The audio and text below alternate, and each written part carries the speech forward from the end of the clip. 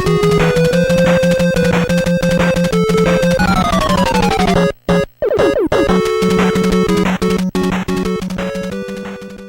everybody, this is Ryan and I wanted to talk to you about the bench press and some stuff I learned today training a client. And I guess I want to just teach you a story or share a story with you training a client about bench pressing. And I thought it would be kind of interesting for people out there that are beginners. Maybe some are beginner coaches, some are people just learning how to work out.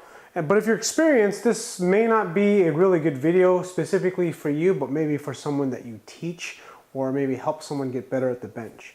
And I was training this new client of mine, teaching him how to bench. This is probably our third week. He's been making some progress, but as with any progress, it's fast and it's slow. It's slow because people have difficulty maintaining the right position, keeping the right form. It's fast because as a newbie, someone who's new, they develop strength very quickly. So what happened was that when he lowered the bench, the bar to his bench, the bar to his chest, this is something that you would see. You see his shoulder dump in like this. This is quite common. It's kind of hard. Sometimes you may see it because what you'll see is that you'll see their arm get back to here, right?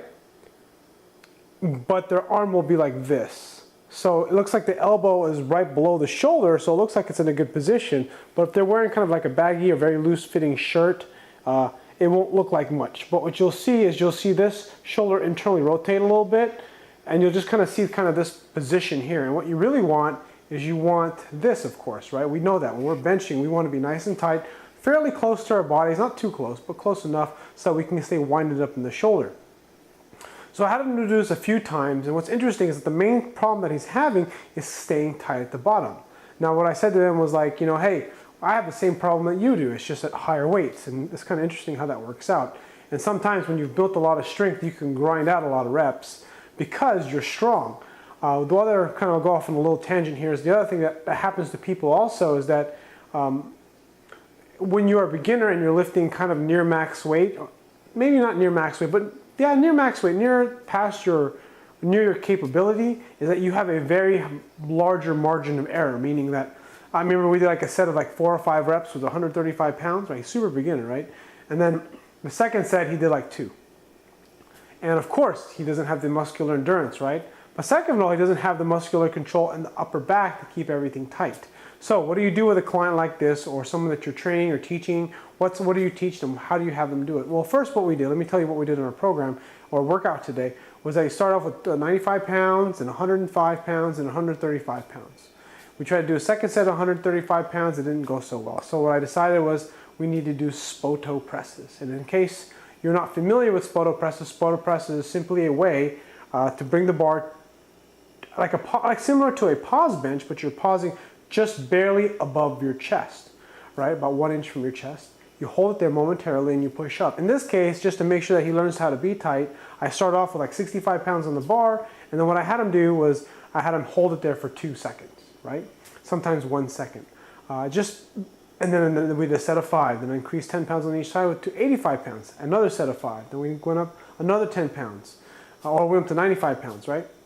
And what this is just obviously a way to progress someone, but more importantly, teach them the proper mechanics and the right feelings. Because a lot of times when it comes to training somebody else and coaching another person, the hard part is being able to, it's having to remind them of a bunch of different things. If you happen to watch my deadlift video when I was helping Nas deadlift properly and help his deadlift form, was that one of the things that I didn't say in the video was for him to keep his head in neutral, right? I know it's something that you may have caught and I didn't mention, but one of the reasons why was because I was going to mention it, and I actually did forget. I wanted to mention it to him later. Maybe I did, I just didn't catch it on video, but it's just that there's so many things that you have to organize, and when you are trying to get a client to do something and try to get them to move well, you can only give them so much information. If you give them too much at one time, they're going to have so much stuff in their head that they're not going to be able to perform very well. So you only want to give 1, 2, maybe 3 things for them to think about. Realistically, probably only 2. Because if it's like squeeze the bar, doesn't require that much, right? Keep your chest up, doesn't require that much. Tighten your stomach, doesn't require that much. You know, squeeze the bar, keep your chest up, tighten your stomach.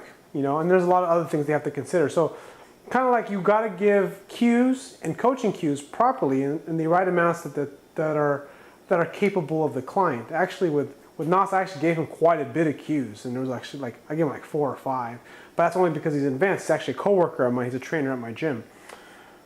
Another interesting thing that I learned today was, we call it the Barton press. It was pretty funny actually. One of my clients, I told him to do a spoto press basically, bring the bar to his chest, and what he did instead, or bring the bar about 1 inch from your chest, pause there for a second, and then go up, right? That's a spoto press, a common spoto press. Well, what I had him do was, what he did was instead was he paused at he touched his chest, right?